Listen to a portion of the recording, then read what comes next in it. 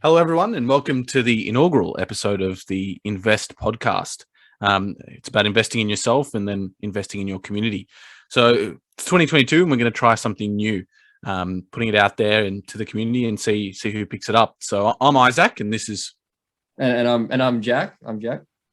So it's great to be here. We're going to be taking the podcast ourselves, Jack and I. And I'll just say a line about myself, and Jack can go a line about himself. Good, so I'm Isaac.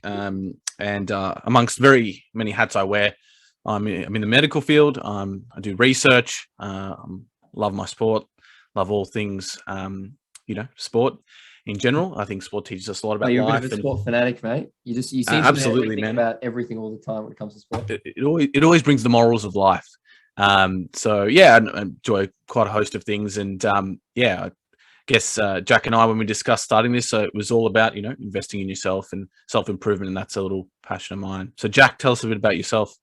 Yeah, I mean, just building off that, I also have that passion for just trying to be a better version of yourself, and not in the sense of to be better than other people or to try and fill some kind of like gap or something. I feel like people try and improve themselves in the absence of something else. Really, it's just like trying to live a better life for you and the people around you as well. So I feel like it's everyone has a bit of a responsibility in life to just kind of take it upon themselves and try and improve their lives in any way. And that's what we thought we could do here. Just kind of put something out there and see how it goes. And I mean, with myself, I'm a couple of years younger than Isaac, and Isaac. We can go through the story another time, but we met. He was my maths tutor at school, and that's what I kind of started doing after he kind of taught me everything he knew. That I started becoming a tutor myself. So we do a lot of math tutoring stuff, and I'm passionate about, all things self-improvement, music or anything fitness or nutrition related is interesting to me. So this is very exciting. First ever episode, mate.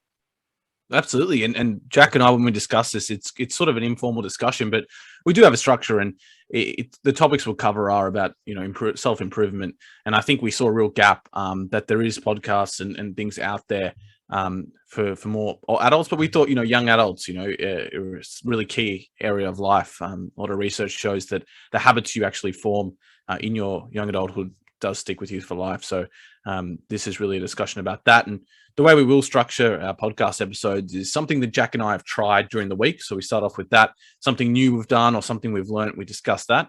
And then we're going into sort of a broader topic. And today's broad topic is goal setting. Obviously, with the start of a new year, and Jack and I, we both like to consider ourselves as people that's pretty driven. And often goal setting is something that a lot of people suggest is the first step to being driven. So we'll discuss that and kind of, freestyle off that. So Jack, why don't you go first about what you've done in the first week? We're 6 days into 2022. So True. What's the first week look like for you? True. You're right. Like literally the first week is the first week of the year. A bunch of stuff. I reckon the first thing that comes to mind with me is like, especially it was honestly because of today, I've kind of have to learn how to be okay and comfortable just spending time with myself. I don't know if you've had that before where we're both social people. We're quite extroverted. So we love being around people, whether it's, your best mate, loved ones, or even just random people. Like, when we're out, we'll strike up a random conversation with anyone. Just kind of letting go of that idea that you kind of have to be constantly stimulated with people around you, or that you essentially, if you have people around you, you can't be lonely, or vice versa, where if you're by yourself, you can't be not lonely. I'm sure you could thesaurus that for me, the opposite of lonely, So today I just I've been spending the past first week of the year just like down at the beach a lot of time with family. I'm sure a lot of people out there spend this time with family and everyone. So I thought today, just for this afternoon, because there was not many people around, I just drove myself down to the beach by myself, which I've never really do. I'm normally, as I said, around people. And I honestly really, really enjoyed it. It was refreshing. And it actually, if anything, if I could sum it up in one word, it would be surprising. I was surprised by how much I enjoyed my own company. And I thought, wow, like this is actually, like I feel more refreshed than ever. I feel like you kind of just tone down the external noise a bit and you just kind of spend time with yourself. And it definitely helped that I was out in nature. I was out, in a mindful state. smelling and breathing and just being there, being present. But yeah, I mean, that's just what I wanted to bring up just because it happened literally earlier today. Just being okay, spending time with yourself. It's a pretty interesting point you make, because I think with lockdowns, a lot of people were kind of alone, and that was very difficult. I mean, they were with their parents or family members or partners, but there was some time spent alone, and then we kind of all opened up, and now we all want to be around people. And I think with social media, you're around people anyway with your devices. So being truly on your own in a landscape, I think is very important. And it comes back to what you said, being mindful. And maybe I'll get you to share what like being mindful means for you, and in that state, what did it feel like, sort of just being there with the ocean, and what can people do even practically, if day to day? Yeah, I mean, look, this idea of mindfulness, you hear it in every self-help book, in every podcast, and everything, and it's everywhere. But I think it's because it is so important. It's such a fundamental concept, because I think at the end of the day, it's hard to make progress unless you're mindful. Like, it's hard to actually garner new perspectives unless you actually sit with yourself and just be present, because otherwise you're going to be influenced by everything else, right? Other factors, because you're being stimulated by other things. So yeah, I think when it comes to mindfulness, for me, I just think about, being present in the moment. I think about engaging your senses, whether you're smelling, touching, breathing, whatever. I mean, breathing, to be honest, is a very practical way to become mindful. Controlling your breath breathing is always there. As long as you're living, the breath is always there. with you. So, someone actually told me once that, you put if you're feeling a bit anxious, or you feel like you're kind of losing your breath or whatever, you put your hand on your heart and you can actually feel your heart, and it's always there, or you're breathing, you focus on your breathing in and out. And it's like, that is always there. It will never be anywhere. And I think when you're overwhelmed, it's important to focus on constants in your life. And one of them is your heart and your breath. So that's why it's so grounding as well, I think. So you focus on the breathing. And I mean, there's so many strategies, right? You've got body scanning, for example, where you think about each body part. You maybe there's ones where you do a guided meditation. The app Headspace has helped me a lot with guided meditations and stuff, for example. So going a bit of a tangent here, but yeah, man, I mean, mindfulness is pretty key, especially because we're so flat out and we're so stimulated, right? Absolutely. And I think on that, I sort of observed for the past year that people try and move towards the ocean as they grow older. I think in retirement, the classic beach house, beach home, people move to the ocean. In America, they all go to Florida and just hang out. Like in Seinfeld, they just all move down there. 100%. That's where quote Jerry Seinfeld, so people go to die. Oh, but yeah, you always think, why do people move towards the ocean? And I think there is obviously that stillness, and even your youth, people try and go to the beach, holidays and things like that. But obviously you can't do that all the time if you live in big cities. Even going to your local park and just sitting, out there, going for a walk at the top of the hill and just sitting and having a look out, things like that. Like in the same stroke as what Jack's saying, it's just about being present, putting your phone in your pocket on silent, and just enjoying the fact that the stillness of being on your own and thinking about nothing but just you in that present moment. I think, it's meditation on itself. I think the word meditation actually defines to worrying on something, or like focusing on something. Or if you're immediate, yeah, exactly. So if you're just concentrating on the moment, that in itself is meditation. Perhaps not sure if everyone agrees with that, but I think that's a way to do it, and maybe an easy way to start. I mean, you don't have to sit on a yoga mat zen in your room. Oh yeah, under the bonsai tree, mate. You just exactly. That's the stereotype. I think a lot of people hear people, really highly productive people like, oh, I meditate first thing in the morning, but it doesn't have to be sitting there with rainforest music on in the back. Like, to be fair, I do like my rainforest music. That's actually honestly like, if you can't sleep, chuck on some rain sounds. Make sure they're not too heavy though, because when the thunder starts clapping, it's like, damn, someone at my door. Like, what's going on? No, 100%. Yeah, no shade at rainstorm music. No shade of that. Just the stereotype of what meditation is. But yeah, for sure. And I think with the meditation, with the stereotype, like, it can be defined like in that way where people are sitting there going, like that, they're sitting cross-legged. But realistically, like a lot of people meditate without realizing, because for me personally, again, I'm not an expert, but my meditation, I associate with like any kind of mindfulness when I'm present. So even if I'm just cooking a meal, I'm not on my phone, I'm just focusing on the food and the process, or whatever. I'm exercising. I'm just purely focusing on what I'm doing. That's a form of meditation, surely. I mean, I'm not a psychologist, but that's my That's my opinion, not my expertise, but yeah. Yeah, absolutely. I think and for people out there, you can start them on their journey just to get out. But yeah, I see, carry on to that. What I did this weekend is got onto my first book of the year. I'm trying to get it in focus. Oh, the Zoom back. If anyone's watching the video form, the Zoom blur is exactly dirty. But basically, it's Shoe Dog by Phil Knight, who is the creator of Nike. And Jackie, you a checks over stripes kind of guy? Yeah, 100% checks over stripes. Yeah. Thanks. So obviously, everyone knows the brand Nike, and it's a book about the founder Phil Knight. And I think like when you study high performance people, it's easy to often get caught up in what they do right.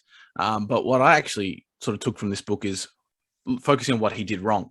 And a couple things that sort of came to mind, and a really profound thing is he discussed the idea that he didn't spend enough time with his children, and he has two sons, and one of his sons passed away early. And in the book, he sort of details that a little bit. And, he talks about obviously the enormity of the success and all that came with it, but sort of almost a regret or something he touches on is that the loss of his son and the idea of spending family. And I think we always think of successful people of what they did, but also we got to think about, the mistakes they made and the sacrifice needed, and being away from his family was one of them.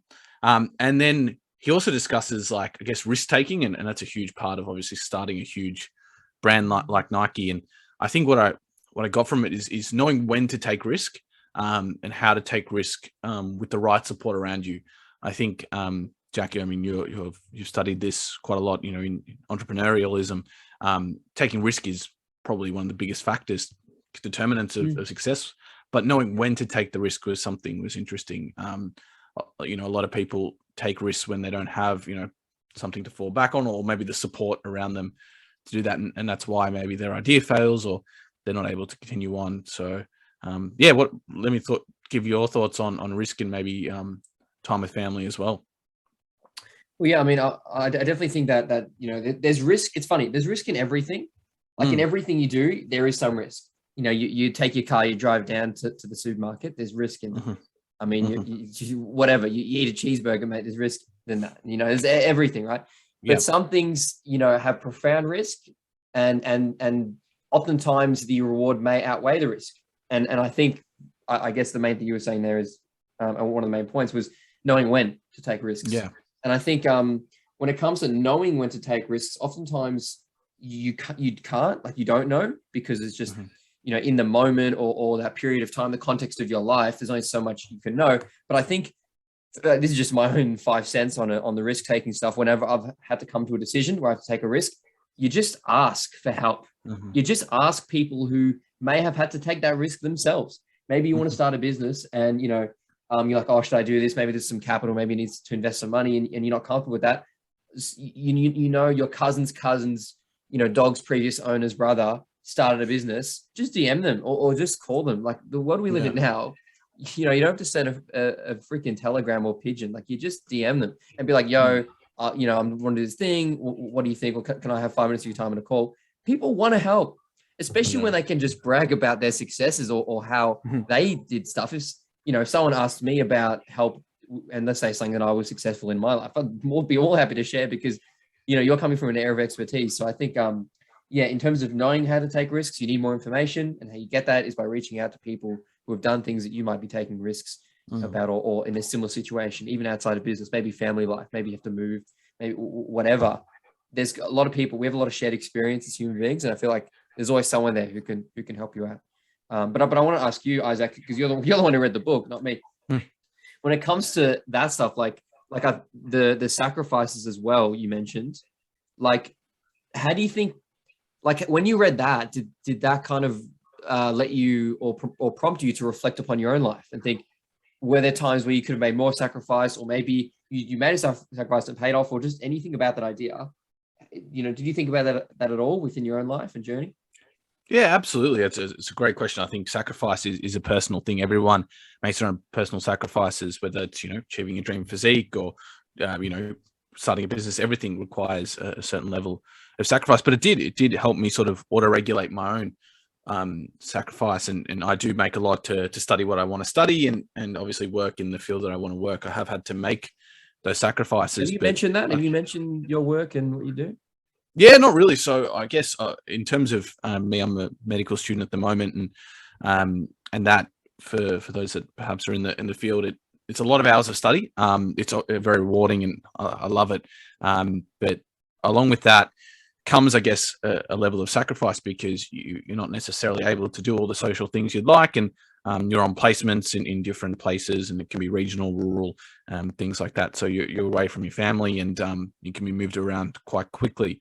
But I guess what the book sort of taught me, based on my experience, is knowing when to perhaps externalize to other people to discuss, are these sacrifices sort of viable, right? Am I making a sacrifice that will give me enough gain, but will also allow me to sort of maintain the things that are special to me, right? Jack, if you and I wanted to start a business today, I think we just cut off everyone and everyone else in our life, and you and I just focused 100%. The business might succeed, and we might have some really good accolades and things like that, but at what cost? And I think that's where it always makes me think, like, absolutely the risk and sacrifice that you need to start something and make it large is so important, but at what cost? And I think Phil Knight discusses that, and someone that's worth billions of dollars, to go back and think, actually, wow, the sacrifice did have a really big impact on my family, and the reality I live in right now is not perfect because of those sacrifices. But of course, he talks about the impact he had on millions of people through the brand of Nike. But yeah, it's very important, I guess, to always think, okay, I'm making this sacrifice, but is it at the cost of something that's much more important, or just as valuable to me as a person than perhaps what I'm trying to achieve? So yeah, do you have any further comments on that? No, for sure. I think this the topic of sacrifice, I feel like we've talked about it for a while, but it is quite important, because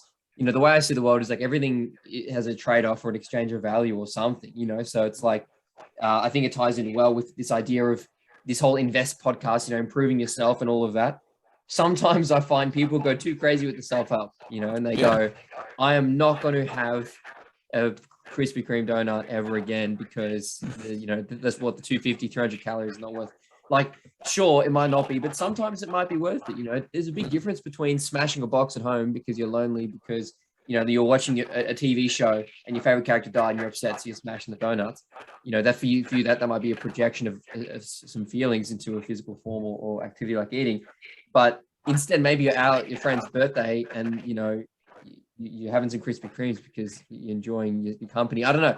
I'm just, as an example, sometimes it's worth doing things that may not necessarily align with what you think is correct, if it is worth it, like in the long run, or you think it might be a worthy trade-off. So sacrifices and trade-offs are very similar, like in the sense of like what's actually occurring. But yeah, I just want to bring that up because, self-help, I think, gets a bad rap, or at least in my eyes, I think some of it can be harmful if it's taken too seriously.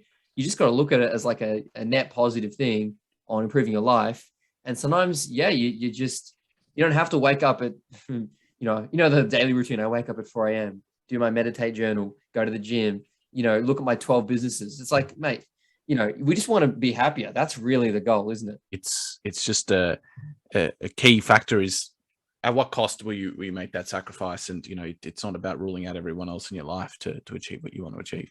But yeah, well, on the topic of sacrifice and risk, I reckon, like, feeds in perfectly to our broad topic, which is goal setting, right? Oh, the segue. The segue. We have segue. Watch out, we got a new segue in here, man. Yeah, absolutely. But I'll start with this statement, Jack. So the current research states that by the end of January, 2/3 of people will have failed their New Year's resolutions or their goals, whatever you'd like to call it. And by February, 80% of people will have failed it. Surely not. Yeah, that's what it's saying. Like, mate, what's the point? I mean, yeah, well, that's the thing. That's what I want to discuss today. I think my challenge to people that set goals and things like that, it is a very important activity. But is it always binary? Is it always I achieved the goal or I didn't achieve the goal? And the little anecdote I'll give here, Jack, is, let's say your goal is to lose 20 kilos, right? You want to cut weight by 20 kilos. That's your goal. Instead, you cut your weight by 18 kilos. Did you really fail? Like, is that not achieving your goal? Like, I don't know. I feel like in the process, yeah, maybe you didn't reach that number and your goal was really specific, measurable, achievable, all of that. But in the process, you may have learned so much. And, you got very close and you've changed as a person, I'd say, by that metric. And that can be applied to anything, right? Like if you want to reach, $1 million in sale in your business, but you do 700,000, are you really, is that a failed goal? Well, on paper, you didn't reach what you set out to. And, but yeah, just your thoughts on that and goal setting in general, maybe your thoughts. Oh man, that's actually a really good point. It's almost philosophical because it's like, well, then what is a goal? What is the point of a goal? How is it achieved? And what does it mean if it's not necessarily like maybe it's not achieved? Like, let's say it's quantified to a certain extent and it's not, your result didn't meet that specific metric, but qualitatively, maybe it gave you a lot more than you actually initially thought out, in a binary sense, like in terms of I achieved this or not. Maybe it's more of a feeling you were able to achieve based on a result that was, you could say, at least similar to what you were going for. Yeah, I mean, I think when it comes to goals, I like how you just briefly mentioned, like is it measurable? Is it achievable? All of those, like the metrics, and there's a whole host of them. But yeah, that's probably step one. And then, yeah, I mean, you don't have to be perfect just to start off. Like if for you losing 20 kilos means that you'll be happy by then, you won't be. I mean, maybe you might be happier, maybe your quality of life will be better or whatever. But realistically, I mean, I think at this point, most people know that, you'll achieve something and then you'll want the next thing. I think that's a pretty, well-known idea at this point. You get something, maybe you get a watch and then you buy it. Now you want the next watch because your one, now you kind of, I don't know, you just kind of don't feel the same. I feel like humans, we get something, we're like, oh, this is cool. And on to the next. Yeah. On to the next one, mate. And I think it's very easy to be narcissistic and to be like, oh, what's the point then? I want $1 million. I want $1 million. Now I want the next thing, or I want to look a certain way. You do. And then now you still feel miserable because you don't look the way you want now. You could look at it in that way. Like, what's the point? Because I'll never be happy.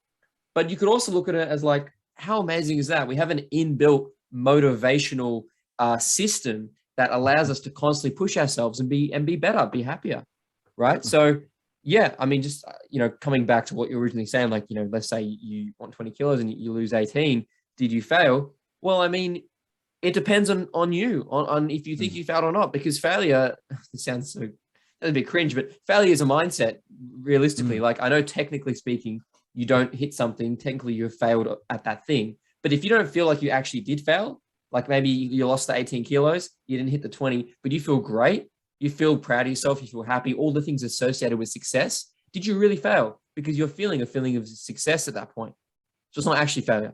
So I think at the end of the day, it comes down to how you interpret the situation and how you feel about it. Because at the end of the day, we are how we feel, not, what we are quantitative, like in terms of hitting specific metrics. We're more about, we're human beings. We're creatures of feeling and emotions. So I always bring it back to that. It's a bit of a cop out, but I always take it back to, how do you feel? And that will tell if you failed or not, Yeah, I think it comes back to the sort of cliche quote, in life, you either win or you learn.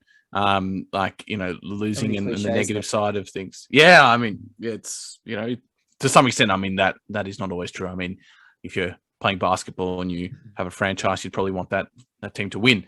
But on that, I think amalgamation of all the stuff I've read in my life, I've always thought maybe goal setting needs to be more of a narrative. Like maybe it's a story of you getting to a sort of destination, but along the way, maybe you set maybe sub goals, you could call it, or milestones. And maybe it's, I achieved with the weight loss one, maybe I get to 5 kilos and then 10 and then 15. And, you achieve those smaller goals to a bigger goal of, that 20 kilo weight loss or whatever it may be. I think I always use weight loss as the example because it's an easy metric. And a lot of people on January 1st, they get a new gym membership and get going and things like that. But whatever it may be. January 1st, I called up a month ago. I was like, cancel my membership for the first 2 weeks of January. And I'm just chilling, It's like, there's no, and look, I think there's definitely, there's an argument to be made about how New Year's resolutions are actually good in the sense that they actually, maybe it's that final push people need, to actually do something they've always wanted to do. Like spring cleaning. You've always wanted to clean your house. Oh, like the weather's getting good. You got guests over. You know what it's like. You might have your house might be dirty. You might have a mother or father who's someone who wants to keep the house clean. And there's never a reason to. Guests come over, quick, I got to clean the house. It's just that motivation. So sometimes, it might be something that's necessary. But when you think about it, on the other hand, you could also argue that if you need a day or some arbitrary holiday to actually promote change that you really want, did you really want it enough? Will it be sustainable? And I think you said, by the end of January or February, 80%? February, and that's what they say, around about 80%. Right, 2 months, 2 months.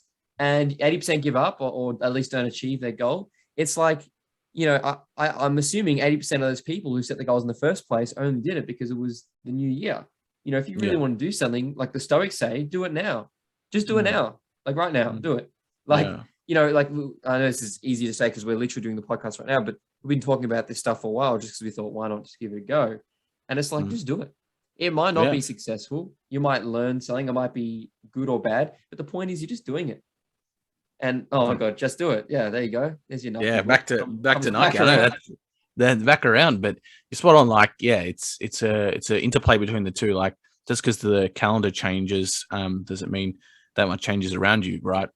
I mean, we do a lap of the sun, and people then go, okay, well, now I need to start. Well, actually, you could start tomorrow, but I do understand the motivation as well. I think it's an interplay between the two. But certainly, I think our takeaways from this, as you were saying, Jack, like, acknowledge that you're a human and you have feelings, and the actual feeling that goes along with perhaps the process.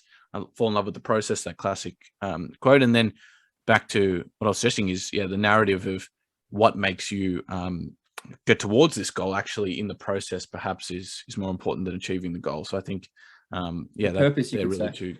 Exactly. It's that process. And I think, look, it's very interesting goal setting, and the arguments on both sides of setting them or not. But I think writing something down, putting it down to paper at least has some accountability to it, and then devising a plan of how you'll achieve that with some smaller milestones and a story as to your why of why you want to achieve that. Like, back to our example, 20 kilos. Why do I want to do that? Is it to fit into my wedding dress or wedding suit or something like that? Whatever it may be, the why behind it is important. But any last comments on goals or anything to tie up? No, that's good. I think definitely. I think most goals need a purpose. There needs to be a reason. Like you could say, like, philosophically, there's always that question of like, what is the point? What is a good life? What is justice? All of these ideas. And it's like, at the end of the day, there needs to be an underlying purpose of everything, or at least what you're doing.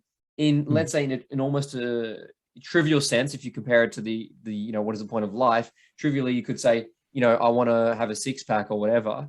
It's like, okay, cool. You want to do that? No worries. You can set goals to do that. I want to do this exercise this often, or I want to lose this weight over this period of time. Sure. But really ask yourself, why do you want to do something? Whether it's you want to start a podcast, or you want to get six pack, or you want to have a better relationship with your partner or whatever. What is the reason? What is the point? And you just keep asking why. Oh, I want to look good. Why? Oh, is it because you want to be healthy, or is it because you want to attract someone? Okay, cool. Why? And then you just keep going down. And I think, as people, we will eventually come to a conclusion, and that conclusion will guide us towards finding that purpose, which is our underlying reason. And then once you have that as a foundation for your goals, it's much easier, because then you can remind yourself, exactly why you're doing this. I think people do stuff without knowing why, so I think we've got to just reflect a bit and figure out why do we want to do something, and that's going to help us achieve our goals. Yeah, absolutely. So we followed the pattern of this podcast of risk, sacrifice, and I guess your why, and then, listing things down to achieve. So I think hopefully everyone took at least one thing. I think Jack and we can say. I certainly I learned a lot today, mate. I learned a lot about just a chat. So if one person listens and then they learn something, it's all good. So all right, well, we'll finish there. Thanks everyone who made it through, and Jack, thank you for coming on. And we're gonna keep going with this. We're gonna see where it takes us. Absolutely. We'll And cool. if anyone has any input, any ideas, any discussion points you feel like you want to, because this should be almost like a community thing. It shouldn't be just, Jack and Isaac back and forth. We want to engage with people and we want to help people. So yeah, chuck anything in, any questions or, anything like that. When it comes to anything medical, I think Isaac, you can handle that. I'll let that one slide. You can deal with that. And then anything that's cool. We'll answer. No COVID chat. No, none of that. No medical advice provided here. No. I meant more just like, I'm just joking. I got this weird feeling, and I got to you diagnose me, and you can just. I got this lump. Anyway, let's continue on. All right. Well, thanks everyone, and thank you, Jack. I'll let you. No worries. Thank you everyone for listening. Make sure you follow us on our social platforms and all that. Share it around, and feel free to, as we said, put any input if you want to get involved at all. Anyway, thank you all for listening, and we'll see you in the next one. Bye-bye.